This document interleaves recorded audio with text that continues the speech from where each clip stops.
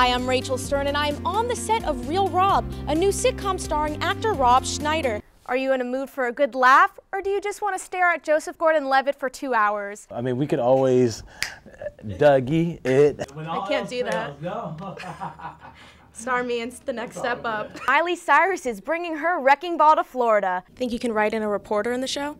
Sure, absolutely. George Clooney is in Central Florida. I repeat, George Clooney is in Central Florida. I can't wait to go this weekend and check it out. Thanks. It's a date. We'll see you there. Rachel Stern reporting from our Chicago studio. Guys, I cannot wait for Jimmy Fallon to take over. You know, I went to his taping once in New York City, and it was amazing. I'm here live at the Phillips Center, where Common is about to take the stage in just a few minutes. The result for Pompeii is in.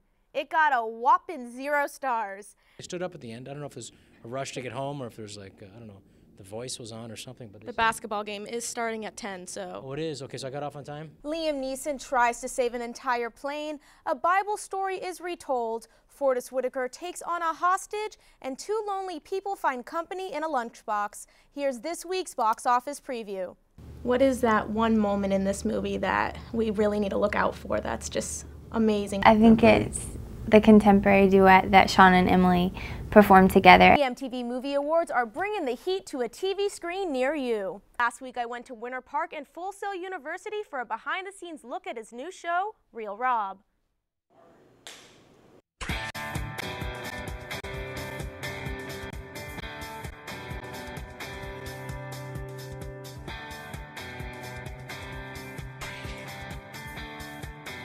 Rob Schneider is moving his talents to the small screen with Real Rob.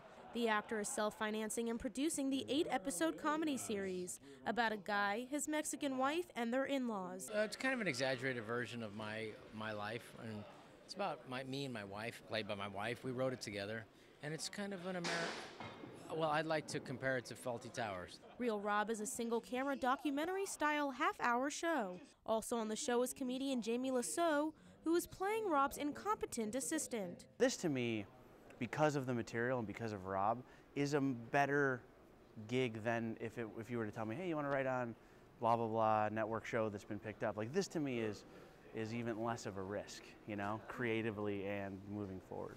Rob and his crew filmed many of the scenes right here in Florida at Full Sail University. Behind me is the stage where Rob Schneider is performing the stand-up portion of his TV show. Bits and pieces of the actor are going to be put in each episode of Real Rob.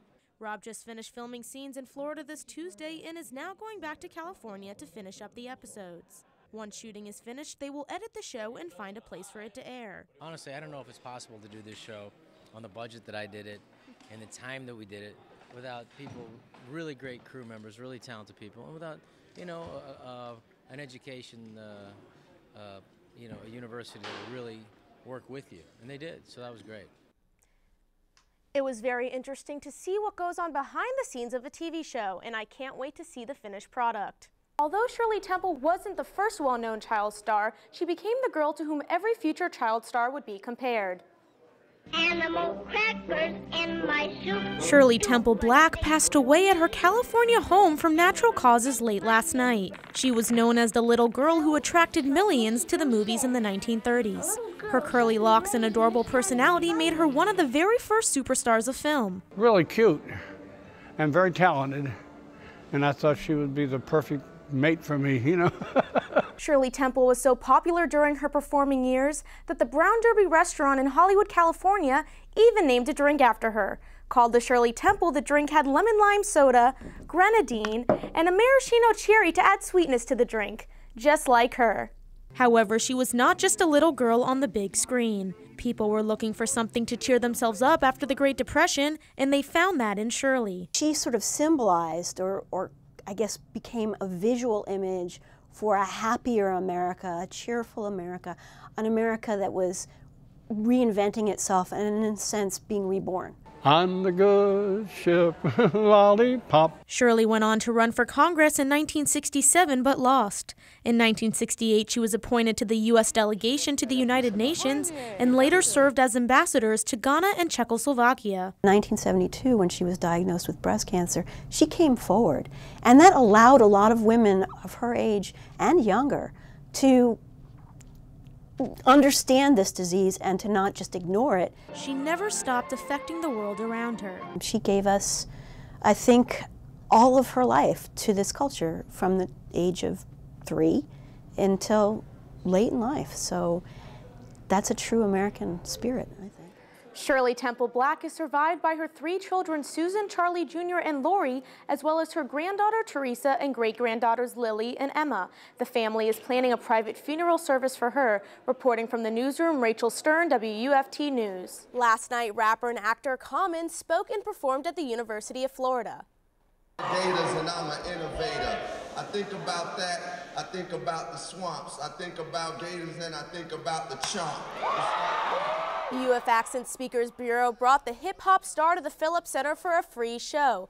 Common started the night with a freestyle about the Gators, followed by an uplifting speech. He then performed some of his rap songs and the crowd went crazy.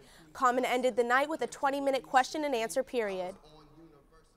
OneRepublic performed at the O'Connell Center last night for a free concert.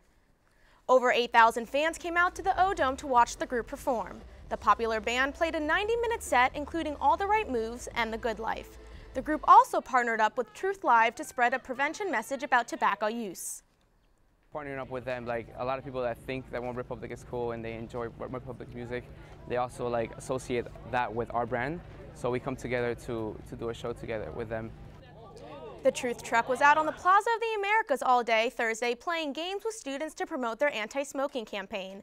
The University of Florida was one of the 5 schools chosen for the OneRepublic Concert Truth Live campaign. You know, guys, this was an awesome show last night. Did you guys check it out? Yeah, I love OneRepublic, especially their song The Good Life. And I was actually really surprised to hear Gold Digger by Kanye West there, so that was nice. Yeah, I think they sang it better than Kanye. Thanks, Rachel. Thank you.